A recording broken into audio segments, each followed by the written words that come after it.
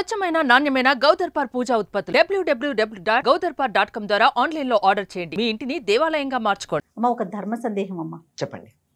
ఇప్పుడు మనం మన కర్మను అనుభవించి బాధలు కానీ కష్టాలు కానీ సంతోషాలు కానీ మన కర్మానుసారమే నడుస్తుంది మన జీవితం. అలాంటప్పుడు హోమాలు చేయటం, పూజలు చేయటం, ప్రత్యేకమైన వ్రతాలు చేయటం, గుడికి వెళ్ళటం, భగవన్ నామ స్మరణ చేయటం, ఇవి ఏమి చేసినా ఈ కర్మ అనేది తప్పదు. అవును కదా. అప్పుడు చాలా మంది యువతకి ఇలాంటి ప్రశ్న తలెత్తుతుందమ్మా, ఎలా అయినా తప్పదు కదా, ఇవన్నీ చేయటం ఎందుకు, ఎందుకు చేయాలి? కర్మను బట్టి మన ఫలితం అనేది ఆధారపడి ఉంటుంది. అలాంటప్పుడు మళ్ళీ మనం పూజలు, హోమాలు, వ్రతాలు ఇవన్నీ ఎందుకు చేయాలి? ఈ ప్రశ్నకి అసలు సమాధానం ఏం చెప్పాలమ్మా? ఇంగ్లీష్లో ఓ సామెత ఉంది, తెలుగులో చెప్తా దాన్ని. చెప్పండి. ఇంగ్లాండ్లో చాలా భయంకరమైనటువంటి వ్యాధిగా పరిగణించేది జలుబు, ఇన్ఫ్లుయెన్జా. అంతే కదా, చలి దేశం, ఒకసారి వస్తే పోదు అక్కడ. అవునవును. వాళ్ళు ఏమంటారంటే, ఒక సామెత ఏమిటంటే, జలుబు చేస్తే మందు వేసుకుంటే ఒక్క వారం రోజుల్లో తగ్గుతుంది, మందు వేసుకోకపోతే 7 రోజులు ఉంటుంది.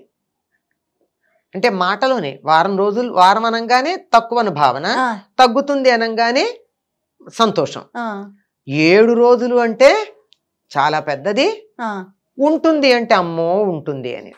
ఇలా అంటే ఇలాగే ఉంటాయమ్మా మాటల్లో. అంతేగాని ఇప్పుడు అయితే మందు వేసుకోవడం మానారా? మానలా. మందు వేసుకోవడం వల్ల జరిగింది ఏమిటి? కొంచెం ఉపశమనం ఉంటుంది కదా. ఉపశమనం ఉంది కదా. అంటే ఏం జరిగింది? జలుబే భయంకరంగా బాధపడకుండా ఆ జలుబుని భరించగలిగినటువంటి శక్తి వచ్చింది. అవునా కదా? అవును. అలాగే ఏదన్నా దెబ్బ తగిలితే ఆపరేషన్ చేస్తున్నారు. ఆపరేషన్ చేసేటప్పుడు మన శరీరాన్నే కోస్తున్నారు కదా. ఆ శరీరానికి అక్కడ బాధ ఉందా లేదా? ఉన్నది కదా. కానీ అనస్థీషియా ఎందుకు ఇస్తున్నారు? ఆ బాధ మనకి ఎక్కువగా తెలియకుండా బాధ ఉంది, తెలియటల్లా. అంటే తెలిస్తే గిలగిల్లాడుతున్నాం, తెలియకపోతే అనుభవిస్తున్నాం. కానీ pain is inevitable, suffering is optional అంటారు. నొప్పి తప్పదు, బాధ తప్పుతుంది. ఇదే కర్మ సిద్ధాంతంలో మీరు చెప్పిన దానికి. అనుభవించటం అన్నా తప్పదు, కానీ అనుభవించేటప్పుడు మనం బాధపడడంలో తీవ్రత తగ్గుతుంది. తేలికగా అనుభవిస్తాం, హాయిగా అనుభవిస్తాం. తప్పదండి. ఒక చిన్న ఉదాహరణ మా గురువు గారు ఎప్పుడు చెప్పేది మీకు చెప్తాను. అంటే అది బాగా ఆయన మాకు మనసులకు హత్తుకునేట్టు చెప్పారు గనక అది చెప్తే అందరికీ కూడా అర్థమవుతుందని. తప్పకుండా. ఒకరి జాతక రీత్యా ఏదో గ్రహాలు ఉంటాయి కదా, ఆ గ్రహాల కారణంగా కాలు విరగాల్సి ఉంది.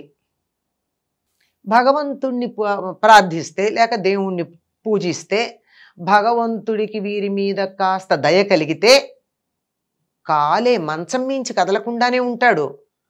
కాలు సర్జరీ అవసరం లేకుండా చిన్న దెబ్బ తగిలి అస్సలు కదలలేని పరిస్థితుల్లో మంచం మీద ఉంటాడు. గ్రహాల ప్రకారం వాడు ఇంతకుముందు ఏదో కర్మ సిద్ధాంతంలో మాకు చెప్తూ ఉంటారు కొంతమంది, నువ్వు పూర్వజన్మలో ఎవరి కాలు విరగ్గొట్టావు, అందువల్ల ఈ జన్మలో నీ కాలికి దెబ్బ తగిలింది అని. నువ్వు అక్కడ పూర్తిగా విరగ్గొడితే నీ కాలు ఎందుకు విరగలేదు? నీకు వడ్డీతో సహా పనిష్మెంట్, ఫైన్తో సహా పనిష్మెంట్ రావాలి కదా. ఫైన్తో సహా పనిష్మెంట్ రాలి. ఏదో కొంచెం మంచి పనులు చేసావు గనక వాడి కాలు నువ్వు టోటల్లీ విరగ్గొడితే నీకు కాలికి దెబ్బ తగిలి ఏదో మడమో వేలో కింద భాగమో ఎక్కడో దెబ్బ తగిలి మంచం మీద ఉండవు, ఫ్రాక్చర్ అయింది. పూర్తి వాడికేమో కాలు తీసేశారు నువ్వు విరగ్గొట్టినందువల్ల. నీకు కాలు తీసేయలే, కాలుంది. ఏమిటిది? దీనికి కారణం భగవద్ అనుగ్రహం. అంచేత మన కర్మని మనం అనుభవించక తప్పదు. కానీ అనుభవించేటటువంటి సమయంలో కాస్త తీవ్రత తగ్గే అవకాశం ఉంది. అంతేకాకుండా అసలు బాధని తట్టుకోగలిగినటువంటి స్థైర్యం వస్తుంది. అంతే కదా. ఏ కష్టం ఉన్నా మనం దాన్ని ఎదుర్కోగలుగుతాం. అంతేనమ్మా? అంతే, ఎదుర్కోగలగడం, దాన్ని అనుభవించేస్తాం అంతే. అదేం పెద్ద సమస్య కాదు. ఇంకొక ఉదాహరణ కూడా చెప్పారు ఆయన.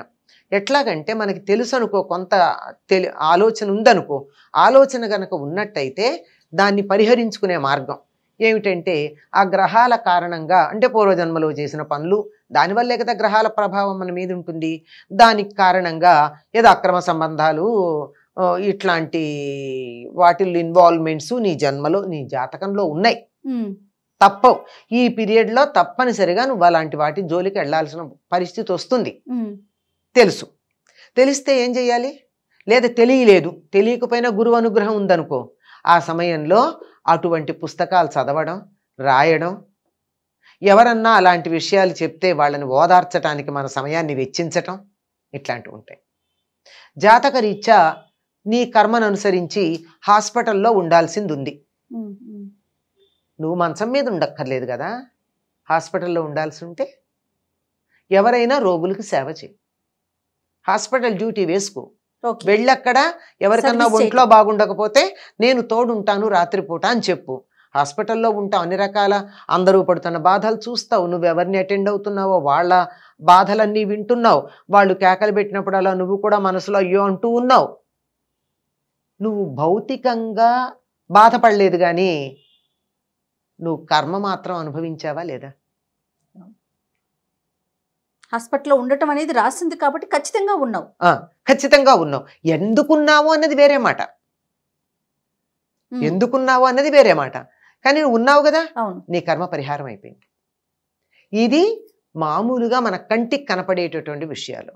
అదే ఒక దైవాన్ని పరిపూర్ణంగా గనక విశ్వసించినట్టయితే, పరిపూర్ణమైన విశ్వాసం, ఊరికే కబుర్లు ఎలా ఉంటుందో చూద్దాం, పరీక్ష చేద్దాం, అయ్యాక నమ్ముదాం, అయితే నమ్ముతాం, ఇలాంటివి ఉంటాయే, ఇట్లా మన అవసరం కోసం నమ్మినట్టుగా మనమే ఆత్మవంచం చేసుకుంటాం చాలా సందర్భాల్లో, నమ్మినట్టుగా ఉంటాను. అట్లా కాకుండా పరిపూర్ణంగా గనక విశ్వసించినట్టయితే ఎన్నో కర్మలని కళల రూపంలో మరొక పద్ధతిలో పరిహారం చేస్తారు. అందుకే మనకు ఒక పెద్దవాళ్ళు చెప్తారు, నువ్వు చచ్చిపోయినట్టు కల వచ్చిందనుకో నువ్వు సేఫ్ అంటారు కదా. అంటే నీకు అక్కడ ప్రాణగండం ఉంది, నువ్వు నమ్మిన దైవం నీకేం చేశాడు, కలలో మృత్యు బాధ కలిగించి తొలగించేశాడు. ఇంత వివరం చెప్పరు. నేను చచ్చిపోయినట్టు కల వచ్చిందండి, నాకు భయంగా, ఏం పర్వాలా, నువ్వు చచ్చిపోయినట్టు వచ్చిందా, నువ్వు సేఫ్ అని చెప్తారు. నీ ఆయుష్ ఇంకా పెరుగుతుంది అని చెప్తారు. అవును, ఇట్లాంటివి, ఇలాంటి రూపంలో మనకున్నటువంటి చెడు కర్మ పరిహారం అవుతుంది. మంచి కర్మకు కూడా అలాగే పోయేది ఉంది. అందుకే ఎవరన్నా బంగారం ఇస్తే చాలా మంది చేత్తో తీసుకోరు. నాకు ఇవాళ స్వర్ణయోగం ఉంటే ఒకసారి తీసేసుకున్నాగా పోయిందంటారు. అంటే నాకు బంగారం రావాల్సి ఉంది, మీరు నన్ను చూడండి అనో బంగారం నా చేతికి ఇచ్చారు, పుచ్చుకున్నాను, బంగారం పుచ్చుకుని నాకు కర్మ సరిపోయింది కదా, మళ్ళీ మీ వస్తువు మీకు ఇచ్చేసా నాకు పోయింది. అందువల్ల ఏం చేస్తారు, అమ్మో బంగారం అలా చేత్తో తీసుకోను, నాకున్న స్వర్ణయోగం కాస్త పోయింది అని చెప్పి మళ్ళీ అక్కడ పెట్టేస్తారు. అంచేత మంచైనా చెడైనా చేసిన వారికి చేసుకున్నంత, అంతే కదండి, అంతే, అనుభవించక తప్పదు. అనుభవం ఎట్లా అన్న దాంట్లో తేడా వస్తుంది కనుక ఈ దానాలు అవి చేయడం వల్ల ఆ తీవ్రత తగ్గుతుంది. అదే కాలు పోవాల్సింది వేలికి దెబ్బ తగులుతుంది. నువ్వు మంచం మీద ఉండకుండా హాస్పిటల్లో మంచం మీద ఉన్న వాళ్ళని చూస్తావు. ఆ చెత్త పనులు నువ్వు చేయకుండా తత్సంబంధమైన వినడమో చదవడమో చూడడమో మన దురదృష్టం కొద్దీ మన నట్టింట్లోకి వచ్చేసాయి కదండి. అవునమ్మా, పెద్ద స్క్రీన్లు, చిన్న స్క్రీన్లు, ఇంత స్క్రీన్లు, వాటిల్లో నీ ఇష్టం ఉన్నా లేకపోయినా బలవంతంగా కొన్ని చూస్తావు, అసహ్యించుకుంటేనే చూస్తావు, తప్పదు. ఎవరింటికో వెళ్ళి కూర్చున్నావు, వాళ్ళు ఏదో టీవీ పెట్టారు, నాకు ఇష్టం లేదు కానీ చూడక తప్పదు కదా. అయిపోయింది, నీ కర్మ కాస్త పరిహారం అయింది. నీకు ఆ రకంగా ఇన్వాల్వ్ అవ్వాల్సినటువంటి ఇదేదైతే ఉందో ఆ జాతకంలో రాసున్నది అది పోయింది కనుక ఇవన్నీ తీవ్రత తగ్గడానికి చాలా చక్కగా దేవీ భాగవతంలో చెప్తాడు. పరీక్షిత్తు నీకు 7 రోజుల్లో మరణం ఉంది అనంగానే అతనే వచ్చి చెప్తాడు కదా, మహర్షే వచ్చి చెప్తాడు, నా కొడుకు ఇలా చేశాడు, పొరపాటైంది అని చెప్తావు, నువ్వేం పరిహారం చేసుకుంటావు అని చెప్పి వెళ్ళిపోతాడు. అంటే నిజాయితీ అలా ఉండేది ఆ రోజుల్లో. నా కొడుకు శపించాడు, నీకు 7 రోజుల్లో మరణం వస్తుంది, పరిహారం ఏం చేసుకుంటావో చేసుకోమని. అప్పుడు అందరినీ పిలిపిస్తాడు. ఏదైనా దోషం గనక ఉన్నట్టయితే మంత్రం చేత, మణి చేత, ఔషధం చేత అది తొలగుతుంది గనక వీటిల్లో ఏదో ఒకటి ప్రయత్నం చేయండి అని అడుగుతాడు. మంత్రం వల్ల పరిహారం ఉంటుంది, మణి వల్ల పరిహారం ఉంటుంది, ఔషధం వల్ల పరిహారం ఉంటుంది.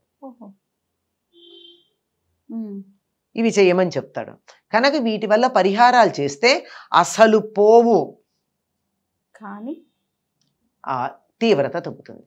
అనుభవించే శక్తి వస్తుందేమో, అనుభవించే శక్తి ఒకటి వస్తుంది, తీవ్రత కూడా తగ్గుతుంది. ఇందాక చెప్పాను కదా, కాలు పోవాల్సింది, కాలికి విరిగేసి నీ మంచంలో ఉండాల్సింది చిన్న దెబ్బ తగిలి కింద కాలు పెడితే నొప్పిగా ఉంది కదలలేను అని అందులో మనకు బాగా మన గారాబం చేసేవాళ్ళు ఎవరో ఉండి మంచం మీద కూర్చోబెట్టి అన్నీ చేస్తారు. మంచం మీదే ఉన్నావు, కాలు పోలా, కాలికి సంబంధించిన నొప్పి అయితే వచ్చింది. ఇవన్నీ కొన్ని ఎనస్థీషియా లెవెల్లో పనిచేస్తాయి, కొన్ని పరిహారం లెవెల్లో పనిచేస్తాయి, కొన్ని కాంపెన్సేటరీగా పనిచేస్తాయి. కానీ ఎంత కాంపెన్సేషన్ అయినా లోటే కదమ్మా. ఖచ్చితంగా. అంచేత అనుభవించక తప్పదు, అనుభవించే పద్ధతుల్లో మార్పులు వచ్చి మనకి ధైర్యం వస్తుంది. పైగా ఇంకొకటి చాలా కొసమెరుపు ఏమిటంటే దాన్ని ఏమంటారు, ఐసింగ్ ఆన్ ది కేక్ అని, ఏమిటంటే కొద్ది దైవ ధ్యానం గనక చేసినట్టయితే ఇవన్నీ మన ఆధ్యాత్మిక మార్గం వైపు నడిపించి ఉత్తమ గతులు పొందడానికి సహకరిస్తాయి. కాబట్టి కర్మే అనుభవించాల్సిందే, కానీ ఆ తీవ్రత తగ్గుతుంది. ఆ ధైర్యం మనకు రావాలి అంటే ఖచ్చితంగా దైవారాధన చేయాలి. మళ్ళించే పద్ధతి కూడా ఉంది. చెప్పా కదా, మరణాలు లాంటివి కళల రూపంలో తీసేయడం అన్నది మనం గమనిస్తాం. అందుకని దైవారాధన మాత్రం మానకూడదు. అంతేగమ్మా? అంతేనమ్మా. నమస్తే.